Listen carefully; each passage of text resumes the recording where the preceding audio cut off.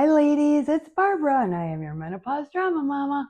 Today I'm talking to you all about protein and why protein matters so much after menopause. Well, protein, it protects your muscle and it prevents sarcopenia, and you could end up, well, like I did, I took this picture from, I don't know, somewhere on the internet with that, bat wings going on. And that happened to me after menopause, where I just lost so much muscle in my body. And I have to say, it really sucked because all my life I was such an avid person who worked out and did weightlifting, and it didn't seem to matter. But after that menopause hit, I lost it, even though I changed my diet. I took out the sugars, I exercised still, but I couldn't gain my muscle back.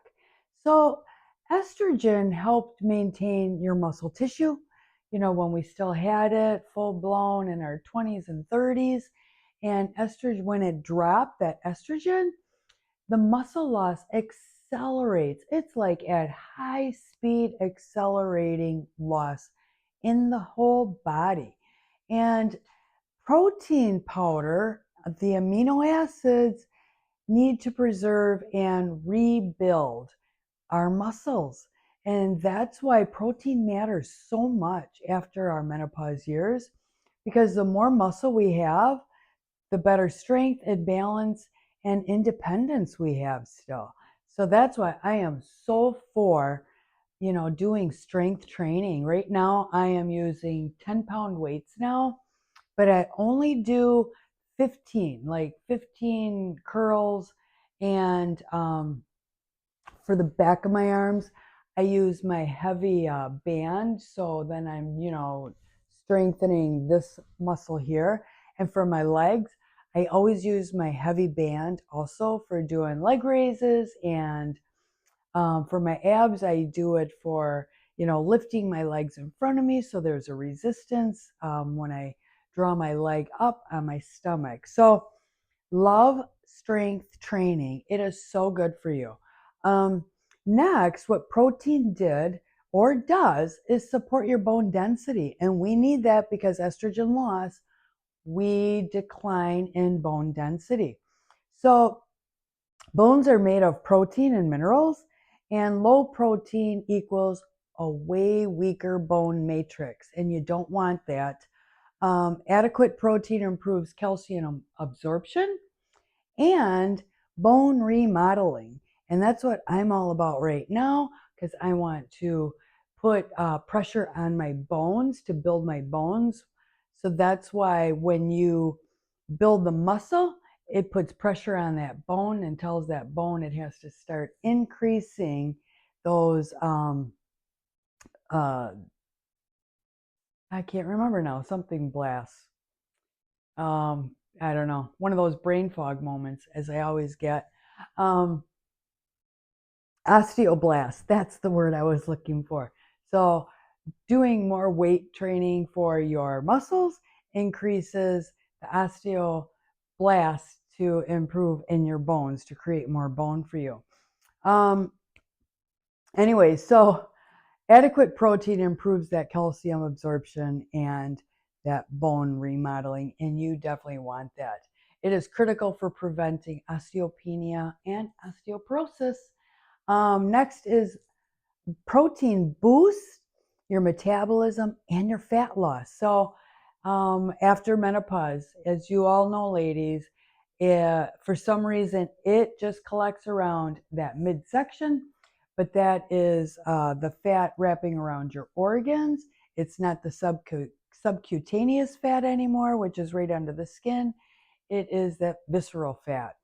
So that protein will help boost that metabolism and your fat loss. So muscle burns more calories than fat. Protein has a high thermic effect, so it'll burn more calories during digestion. It'll help counteract the menopause slowdown when that estrogen drops, and it'll support a healthier body composition. Next, number 4 is it will help stabilize your blood sugar and cravings. Protein slows that glucose absorption.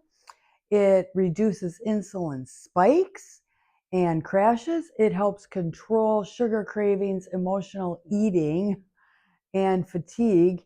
And it also is essential for women noticing new blood sugar sensitivity. So, here, I don't know if I listed this right away in the video, but up here I will have like the different proteins, the best proteins for you to eat. I was watching, she is called the Immune Doctor on YouTube. And I was watching her, and she listed like the proteins for the different beans and stuff like that.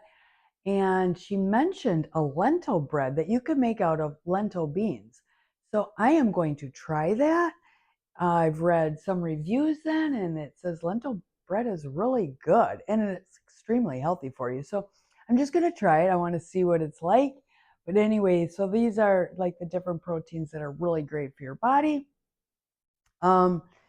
Number 5, protein improves your skin and your hair and your nails. Collagen, keratin, and elastin are protein based in your body. So it'll help support the skin thickness and firmness in your hair strength, so it's not always breaking.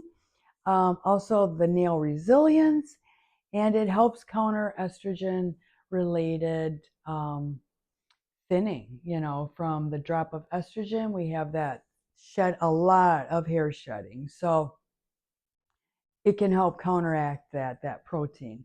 Number 6 is the protein helps support mood and sleep. And I didn't know this. So the amino acids are precursors to serotonin, which is your mood, dopamine, which is your motivation, and melatonin, which is your sleep. And protein deficiency can worsen with anxiety, poor sleep, and low motivation. So, how much protein do you need, ladies? I listed it in one of these up here. It'll show like 0.8 to 1 gram per pound of ideal body weight per day. And your best sources are eggs, fish, seafood, poultry, grass-fed meats, Greek yogurt, not Greek like yogurt, but make sure it's Greek yogurt if you can tolerate dairy, and collagen and complete protein pairing. So you want plant proteins like all the different beans, and you can have chickpeas and just the regular split pea. So I plan on making a split pea soup. I have not done that in decades. So I'm going to make that so I can increase my protein intake naturally. And so, ladies, then the bottom line of all of this is protein isn't optional in menopause. It helps protect your body. So you definitely want to get as much good protein in your body as possible.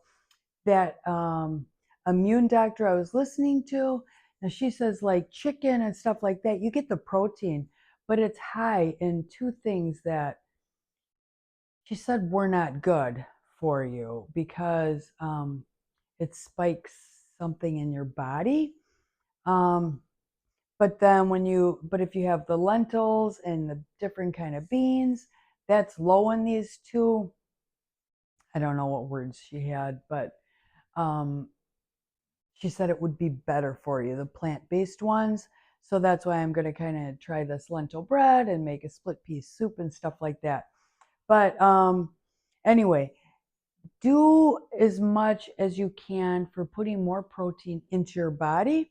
It is one of the most powerful tools for strength, for bone health, for metabolism, for skin aging, and it boosts it does not actually boost your blood sugar balance. So it will help your sugar balance in your body. And that's what you want to do. You don't want those sugar spikes going on. So that's it, ladies.